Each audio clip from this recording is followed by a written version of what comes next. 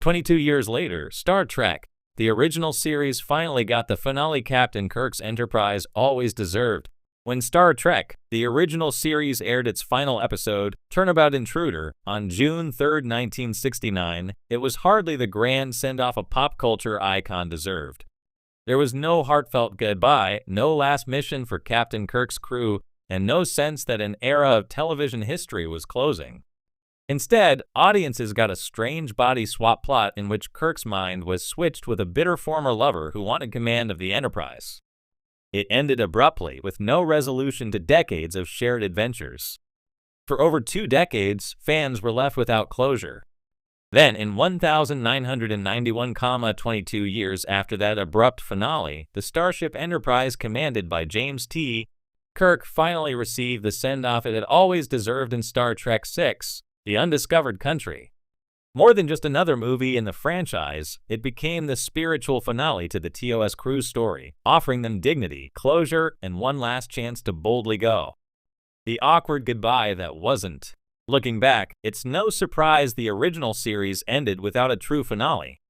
The show's ratings had slipped during its 3rd season after NBC moved it to a Friday night death slot. Budget cuts had begun to erode the scope of the adventures, and creator Gene Roddenberry had stepped back from day-to-day production. Turnabout Intruder was never conceived as a conclusion. There was no indication this was the last time we'd see Kirk, Spock, and McCoy together on the bridge.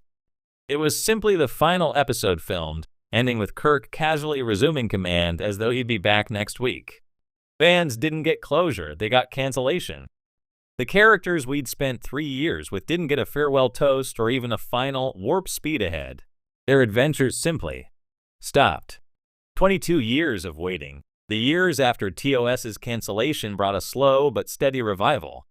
The 1970s animated series offered brief returns, conventions grew into a cultural phenomenon, and the Star Trek films began with the motion picture in 1979. But while each movie gave fans more time with the crew, none truly felt like the ending they deserved. The Wrath of Khan 1982 gave Spock an emotional death, but that was undone in The Search for Spock 1984. The Voyage Home 1986 brought lighthearted joy, but no finality. Even The Final Frontier in 1989, though meant to be profound, left the crew's story feeling unfinished. It wasn't until the 6th film that the stars aligned, both literally and figuratively, for a proper goodbye. By 1991, the cast had been playing these roles for a quarter century. The Cold War was ending, mirroring Star Trek's vision of diplomacy over conflict. The time was right to close the book. The Undiscovered Country, the real TOS finale. Star Trek VI, The Undiscovered Country opens with an explosion, literally, when the Klingon moon Praxis detonates, crippling the Klingon Empire. Suddenly, a centuries-long enemy is reaching out for peace. The plot thrusts Kirk and his crew into a politically charged mission, escort Chancellor Gorkin to Earth for peace talks. This setup instantly makes the story feel like an event. It's not just another voyage. It's history in the making, the kind of mission only this experienced crew could handle. The stakes are galactic, but the emotional stakes are even higher, especially for Kirk.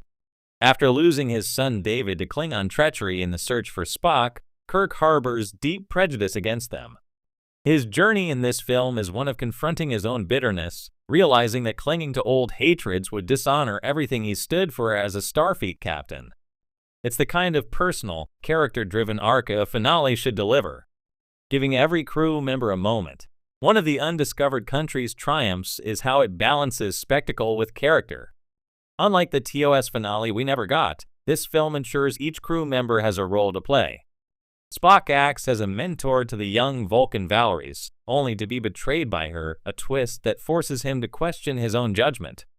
McCoy finds himself thrown into a Klingon prison alongside Kirk, where his dry wit and steadfast loyalty keep both men alive.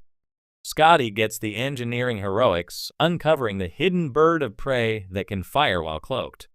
Uhura and Chekhov contribute to the investigation, keeping the mystery aspect moving forward. Even Sulu, now captain of the Excelsior, has a pivotal role, coming to the rescue in the final battle. It feels like a reunion where everyone gets their due, something TOS never managed in its original run.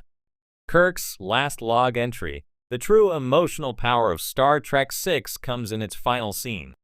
After saving the day, Kirk receives orders to return the Enterprise to space dock for decommissioning. He refuses, not in defiance, but to take the ship and crew on one last cruise before retirement. His closing captain's log is simple yet profound.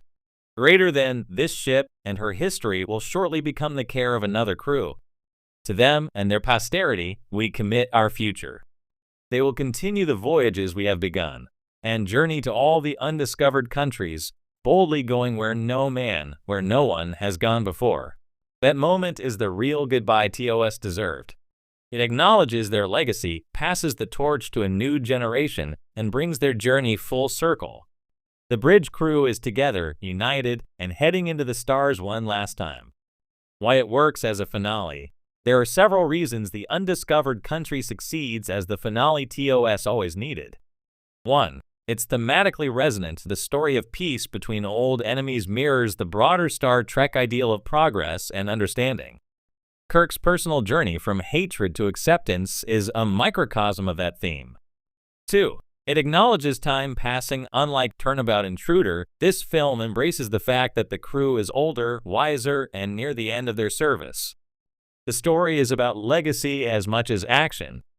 3. It celebrates the ensemble. Every major character gets something meaningful to do. It's a curtain call for the entire cast. 4. It connects to the larger franchise. With the Next Generation era in full swing, the undiscovered country bridges the gap between eras, showing the passing of the torch in story. 5. It ends on hope. Even as it closes a chapter, it leaves the audience with the same optimism that defined Star Trek from the beginning. A farewell written in the stars. The film's production was tinged with real-world poignancy. It was released the same year creator Gene Roddenberry passed away. The dedication in the closing credits, for Gene Roddenberry, adds a layer of meaning, as though the entire movie is a tribute to the man who dreamed up this crew and this starship. By the time the credits roll, accompanied by the signatures of the original cast members, it feels like we've attended a retirement ceremony, a graduation, and a reunion all at once. It's sentimental without being cloying, celebratory without being smug. How the legacy endures.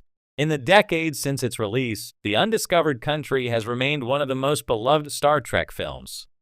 Not only is it a strong political thriller, but it's also the rare kind of franchise entry that understands how to say goodbye.